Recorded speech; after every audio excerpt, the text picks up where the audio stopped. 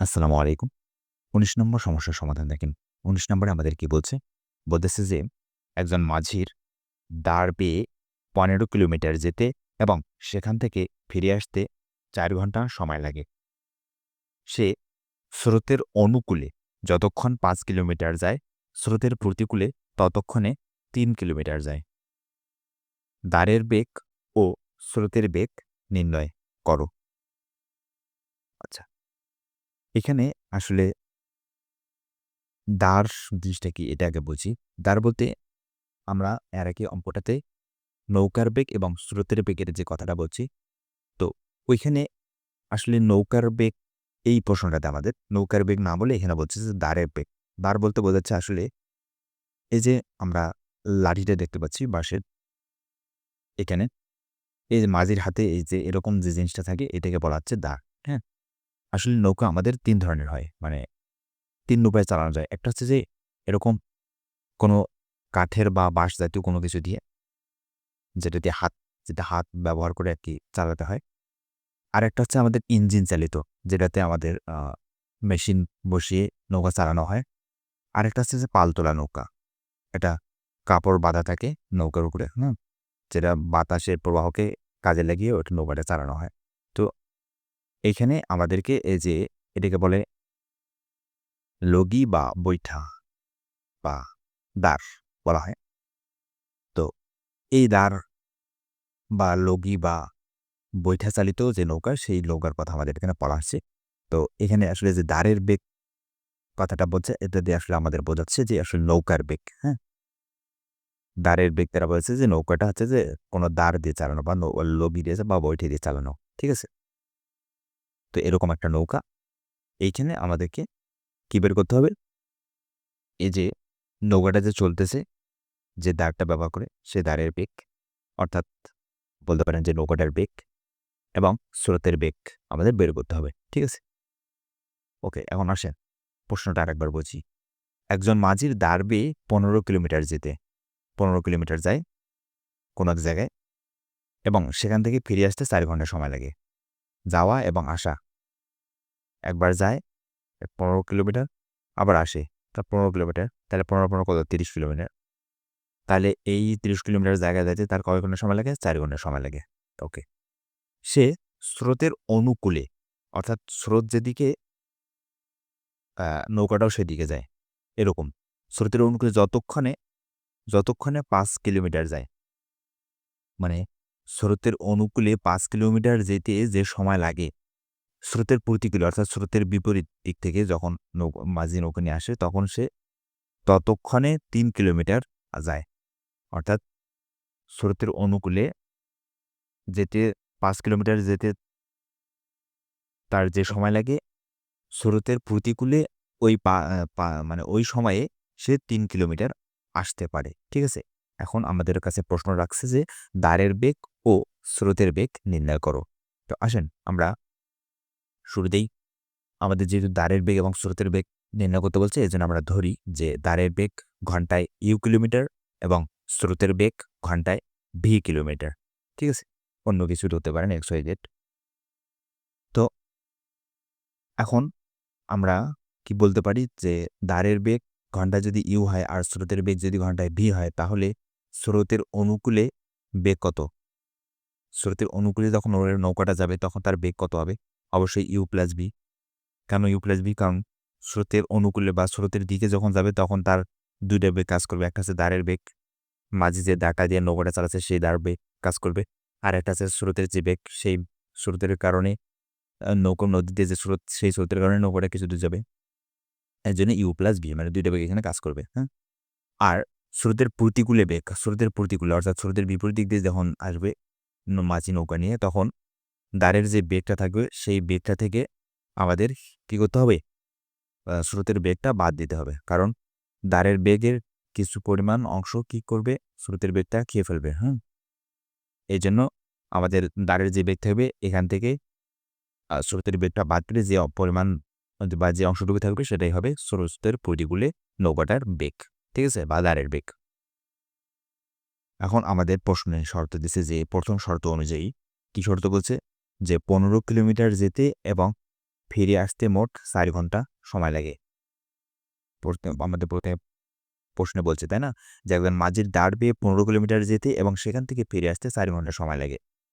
তাহলে 15 কিলোমিটার যেতে এবং ফিরে আসতে যদি 4 ঘন্টা সময় লাগে, তাহলে সেক্ষেত্রে আমরা লিখতে পারি যে, আচ্ছা এই ব্যাপারটা একটু বোঝাই। দেখেন, এইখানে আমরা যে স্রোতের অনুকূলে বেগটা বের করলাম, তখন এটা কি বললাম? u প্লাস v কিলোমিটার, এটা কিন্তু ভাগ চিহ্ন, হ্যাঁ? ভাগ ঘন্টা। তো এই কথাটা স্রোতের অনুকূলে ঘন্টায় বেগ, ঘন্টা কথাটা এর এখানে না লিখে আমরা শেষে এখানে দিছি কিলোমিটার বাই ঘন্টা। তো এইটার দ্বারা বোঝাচ্ছে যে, এই কথাটা দ্বারা বোঝাচ্ছে, বা এই কথাটা এখানে ঘন্টার কথাটা যদি আমরা এখানে না লিখে এখানে লিখি স্রোতের অনুকূলে ঘন্টায় বেগ। এখানে যদি লিখি যে স্রোতের অনুকূলে ঘন্টায় বেগ কত? u plus v। ঘন্টায় মানে কি? 1 ঘন্টায় বেগ, তাই না?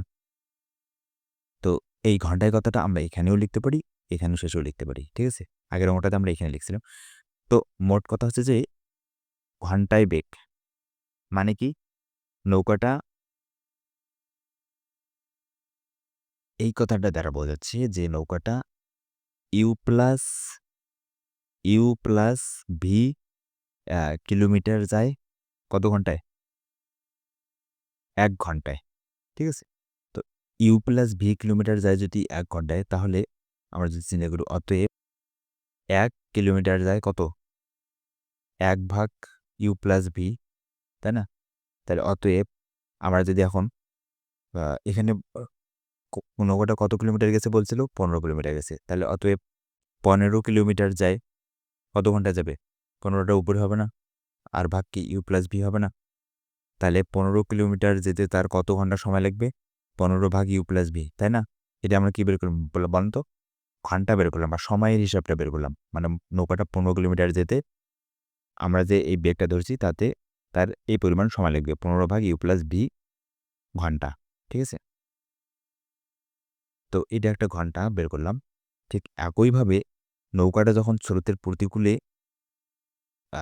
প্রতিকূলে যাবে, তখন কি হবে? তার 15 কিলোমিটার যেতে কত ঘন্টা সময় লাগবে বা কতক্ষণ সময় লাগবে? অবশ্যই 15 ভাগ u মাইনাস v হবে, তাই না? যেহেতু স্রোতের প্রতিকূলে বেগটা হচ্ছে u মাইনাস v। ঠিক আছে? তো এখন আমাদের যেহেতু বলছে নৌকাটা 15 কিলোমিটার যেতে এবং ফিরে আসতে মোট 4 ঘন্টা সময় লাগে। ঠিক আছে? তো আমরা নৌকাটা 15 কিলোমিটার স্রোতের প্রতিকূলে যাইতে সময় লাগে, আমরা হিসাব করে দেখলাম u প্লাস v ধরে 15 ভাগ u প্লাস v ঘন্টা, আর ওই 15 কিলোমিটার ফিরে আসতে তার সময় লাগে 15 ভাগ u মাইনাস v ঘন্টা। ঠিক আছে? ২টাই ঘন্টা। তো আমাদের এটা এই ঘন্টা আর এই ঘন্টা ২টা যদি আমরা যোগ করি, তাহলে অবশ্যই কি পাবো? ৪ পাবো। কেননা আমাদের প্রশ্নেই বলছে যে ওই 15 কিলোমিটার যাইতে এবং ফিরে আসতে মোট ৪ ঘন্টা সময় লাগবে। ঠিক আছে? তো এজন্য আমরা লিখতে পারি যে 15 ভাগ u প্লাস v প্লাস 15 ভাগ u মাইনাস v সমান আছে ৪। ঠিক আছে? আপনাদের এতগুলো কথা লেখার দরকার নেই। আপনারা শুধু লিখবেন যে প্রথম শর্ত, মানে প্রথম শর্তে এই অংশটা লিখবেন, তাহলে হয়ে যাবে। হ্যাঁ? আমি বোঝার সুবিধার্থে এতটুকু ডিটেইলস লিখে রাখছি। ওকে। এখন আসেন দ্বিতীয় শর্ত। দ্বিতীয় শর্ত অনুযায়ী দ্বিতীয় শর্তে আমাদের কি বলছে সেটা আগে দেখি। দ্বিতীয় শর্তে বলছে যে অনুকূলে, স্রোতের অনুকূলে ৫ কিলোমিটার যেতে যে সময় লাগে, ৫ কিলোমিটার যেতে যে সময় লাগে, প্রতিকূলে ৩ কিলোমিটার যেতে একই সময় লাগে। একই সময়, এখানে যে সময় আর একই সময় এই ২ টা আছে কথা। অর্থাৎ ৫ কিলোমিটার যাক আর ৩ কিলোমিটার, ২ ক্ষেত্রে কি লাগবে? সময়টা একই লাগবে বা সময়টা কি লাগবে? সমান লাগবে। ঠিক আছে? তো নৌকাটা যদি আ নৌকাটা যদি u প্লাস v কিলোমিটার যায় ১ ঘন্টায়, ঠিক আছে? তাহলে অতএব ৫ কিলোমিটার যাইতে তার কি সময় লাগবে? অতএব ৫ কিলোমিটার যায়, তাহলে কত? অবশ্যই ৫ ভাগ u প্লাস v হবে, তাই না? ঠিক একইভাবে আবার যদি ৩ কিলোমিটারের হিসাব করি, নৌকাটা যদি এটা তো 3 কিলোমিটারটা তো স্রোতের প্রতিকূলে, তাহলে প্রতিকূলের হিসাবটা কত? প্রতিকূলে আ ইউ মাইনাস ভি কিলোমিটার যায় কত? আচ্ছা, ইউ মাইনাস ভি কিলোমিটার যায় ১ ঘন্টায়। অতএব ১ কিলোমিটার যায় ১ ভাগ ইউ মাইনাস ভি, অতএব ৩ কিলোমিটার যায় ৩ ভাগ কি ইউ মাইনাস ভি, তাই না? তাহলে কি দাঁড়ালো বলেন তো? এইখানে মানে ৫ ভাগ ইউ প্লাস ভি এটা একটা সময়, আর এইখানে ৩ ভাগ ইউ মাইনাস ভি এটা একটা সময়, ঠিক আছে? কিন্তু দুইটার সময় কি একই। প্রশ্নে বলতেছে যে সময় আর একই সময়। এই দুইটার সময় একই, ঠিক আছে? তো এইজন্য আমরা এই দুইটাকে সময়কে সমান লিখতে পারি। তাহলে ৫ ভাগ ইউ প্লাস ভি সমান ৩ ভাগ ইউ মাইনাস ভি, ঠিক আছে? এটা হচ্ছে আমাদের সমীকরণ নাম্বার ২, আর এর আগে এটা হচ্ছে আমাদের সমীকরণ নাম্বার ১, ওকে? এখন আসেন আমরা কি করি যে সমীকরণ ২ থেকে পাই। সমীকরণ এই যে ৩ নম্বর সমীকরণ এটা থেকে আমরা কি পাই? দেখেন আমরা যদি আর গুণ করি, এই 5 আর এই ইউ মাইনাস ভি গুণ করলে আমরা পাচ্ছি 5 ইন্টু ইউ মাইনাস ভি, ঠিক আছে? আর এখানে এই ইউ প্লাস ভি আর 3 গুণ করলে আছে 3 ইন্টু ইউ প্লাস ভি, ওকে? তাহলে 5 আর ইউ গুণ করলে আছে 5 ইউ, 5 আর ভি গুণ করলে আছে minus 5 V is equal to 3 আর ইউ গুণ করলে আছে 3 ইউ প্লাস 3 আর ভি গুণ করলে আছে 3 বি, ওকে? তাহলে এখান থেকে দেখেন আমরা যদি ইউগুলো একপাশে করি আর ভিগুলো একপাশে করি তাহলে কি দাঁড়াচ্ছে 5 ইউ আর প্লাস 3 ইউটাকে ডান পাশ থেকে বাম পাশে নিয়ে আসি, তাহলে আচ্ছা এই লাইনটা আমরা স্কিপ করে গেছি। তো আমার ব্যাপারটা যেরকম 5 ইউ আর এটাকে ডান পাশে বাম পাশে নিয়ে আসলে হবে 3 ইউ ইজ ইকুয়াল টু এখানে আগে থেকে আছে 3 বি ভি, আর এখানে মাইনাস 5 ভিটাকে যদি বাম পাশ থেকে ডান পাশে নিয়ে আসি তাহলে প্লাস 5 ভি, ওকে? তাহলে এখন দেখেন এখানে 5 ইউ থেকে যদি 3 ইউ বাদ দেন, আর 5টা থেকে 3টা বাদ দিলে আর কত থাকে 2 ইউ, আর এখানে 3 আর 5 যোগ করলে কত হয় 8 হয়, ওকে? তাহলে কত হলো 2 U is equal to 8 V. তাহলে এখান থেকে 2টাকে যদি আমরা ডান পাশ থেকে বাম পাশে নিয়ে আসি তাহলে বাম পাশ থেকে যদি ডান পাশে নিয়ে আসি তাহলে U is equal to 8 V by হচ্ছে 2, তাহলে 4 দ্বিগুণা 8, তাহলে কি 4 বি, তার মানে ইউ সমান হচ্ছে কত 4 বি। তো ইউ এর মান পাইলাম 4 বি। এখন ইউ এর মান সমীকরণ 1 এ বসিয়ে পাই। ১ নম্বর সমীকরণ আমরা কি ছিল আমাদের? এটা ছিল ১ নম্বর সমীকরণ, ঠিক আছে? এইখানে ছিল আমাদের কি ইউ প্লাস ভি। তো ইউ এর জায়গায় ইউ এর যে মান 4 ভি পাইলাম সেই 4 ভি বসাইলাম, আর এখানে ছিল ইউ মাইনাস ভি, ইউ এর জায়গায় বসাইলাম ইউ এর মান 4 ভি, ঠিক আছে? তাহলে এখন দেখেন এখানে 15 বাই এখানে 4 ইউ 4 ভি আর এখানে ভি, তাহলে কি হলো 5 ভি, এই যে 5 ভি, আর এখানে 4 ভি মাইনাস ভি, 4টে থেকে 3টা বাদ দিলে আরেকটা 4টে থেকে একটা বাদ দিলে আর 3টে থাকে, তাহলে 3 ভি, ঠিক আছে? ইজ ইকুয়াল টু 4, ওকে? তারপরে কি করলাম? এখানে কাটাকাটি করলাম 15 5 আর 15 কাটাকাটি করলো 3 5 15, 3 থাকতেছে উপরে, হ্যাঁ? আর নিচে থাকতেছে শুধু ভি প্লাস 3 দিয়ে যদি এটাকে ভাগ করি তাহলে 3 5 15, তাহলে 5 থাকতেছে, আর নিচে থাকতেছে শুধু ভি ইজ ইকুয়াল টু 4। এখান থেকে যদি আমরা আচ্ছা এই টোটাল লসাগু যদি করি, দেখেন এখানে ভি আছে এখানে ভি আছে, তাহলে লসাগু হবে কত ভি। এই ভি দ্বারা যদি এই ভিকে ভাগ করি ভাগফল কত 1, 1 আর এই 3 গুণ করলে আছে 3, তারপরে এখানে মাঝখানে প্লাস আছে প্লাস, এই ভি দ্বারা যদি ভিকে ভাগ করি ভাগফল 1, 1 আর এই 5 গুণ করলে আছে 5, তাহলে এদিকে 4 আছে 4, তাহলে এই 3 আর 5 যোগ করলে কত হয় 8 হয়, এই যে 8টা সরাসরি লিখছি, আর নিচে ভি আছে ভি লিখছি ইজ ইকুয়াল টু 4, 4 লিখছি। সুতরাং আড়াআড়ি যদি গুণ করি, আড়াআড়ি গুণ করতে গেলে এখানে ভি 4 একাই আছে, তাহলে 4 এর নিচে একটা 1 চিন্তা করেন, তাহলে 8 আর 1 গুণ করলে হচ্ছে সাইলেন্ট এস কিউব হয়েছে, 8 আর 1 গুণ করলে হচ্ছে 8 সাইড আর ভি গুণ করলে আছে 4 ভি, ঠিক আছে? এখান থেকে যদি আমরা ভিটাকে রেখে এই 4টাকে এদিকে নিয়ে আসি তাহলে নিচে আসছে, তাহলে 4 দ্বিগুণা কত 8, তাহলে সুতরাং ভি ইজ ইকুয়াল টু 2, ঠিক আছে?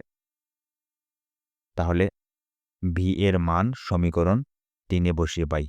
ভি এর মান সমীকরণ 3 এ কত?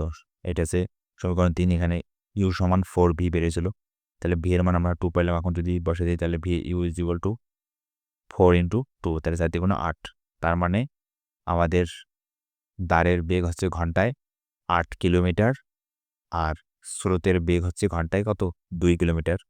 ইউ মানে হচ্ছে আমাদের কত ইউ আমরা ধরেছিলাম যে দাঁড়ের বেগ আর ভি কে ধরেছিলাম আমরা স্রোতের বেগ। ঠিক আছে? তাহলে এই ছিল আমাদের ১৯ নম্বর যে সমস্যা, এই সমস্যাটির সমাধান। সমাধানটি একবার যদি না বোঝেন তাহলে আবার রিপিট করবেন, মানে পুনরায় দেখবেন, তাহলে বুঝতে পারবেন। একটু বিষয়গুলা জটিল, হ্যাঁ? পুনরায় দেখবেন তাহলে বুঝতে পারবেন। তো এই ছিল আমাদের প্রদত্ত সমস্যাটির সমাধান। ধন্যবাদ সবাইকে।